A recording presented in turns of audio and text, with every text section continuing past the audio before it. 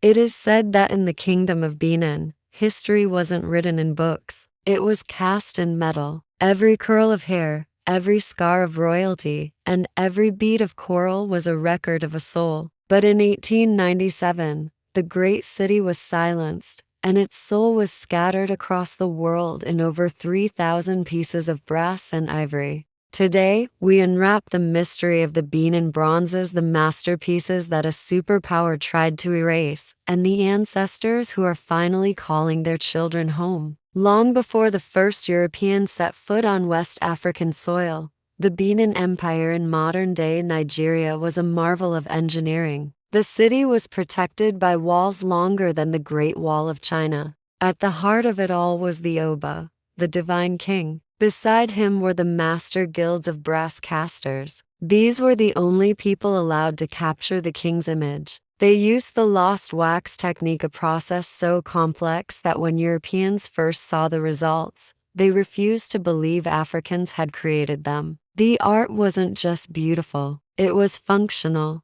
Each plaque, each head, was a chapter in a living history book, decorating the palace pillars and telling stories of great battles, noble lineages, and the spiritual world that guided them. The palace was a library of metal, a testament to a rich and powerful civilization thriving for centuries. The brass itself, sourced through trade, was a symbol of their wealth and their connection to the wider world, a glowing tribute to their own ingenuity and political might. In 1897, the British Punitive Expedition changed everything. Under the guise of a trade dispute, the city was burned. But before the flames took the palace, the soldiers saw the walls covered in hundreds of brass plaques. They didn't see art, they saw loot. They stripped the walls, emptied the shrines, and sold the heritage of a nation to pay for the cost of the war. They systematically dismantled a culture's most sacred records. Imagine ripping pages from a history book and selling them off one by one.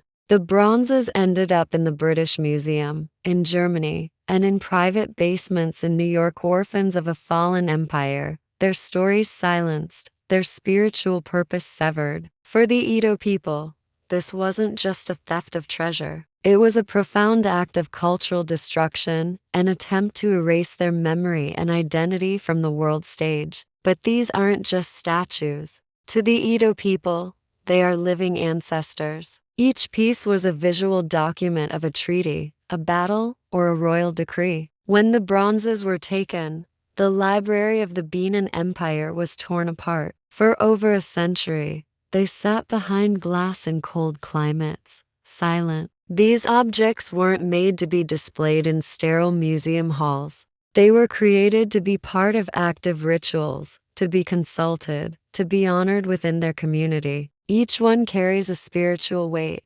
believed to embody the essence of the ancestor it represents. But a piece of art that holds a spirit cannot stay quiet forever. The call for their return began almost as soon as they were taken, a persistent voice of a people demanding the return of their stolen soul, a cry that echoed through generations. Today, the tide is turning. From Germany to Cambridge, the world is acknowledging a simple truth: you cannot own another person's history. The return of the bronzes is more than just a legal victory. It is a spiritual homecoming. It's about healing a historical wound that has been open for more than a century. We see the emotional scenes of Nigerian officials receiving these sacred objects, the tears of joy from community elders, and the hope of a new generation finally able to connect with their heritage in a tangible way. The ancestors are returning to the land that birthed them, proving that while you can steal a piece of brass,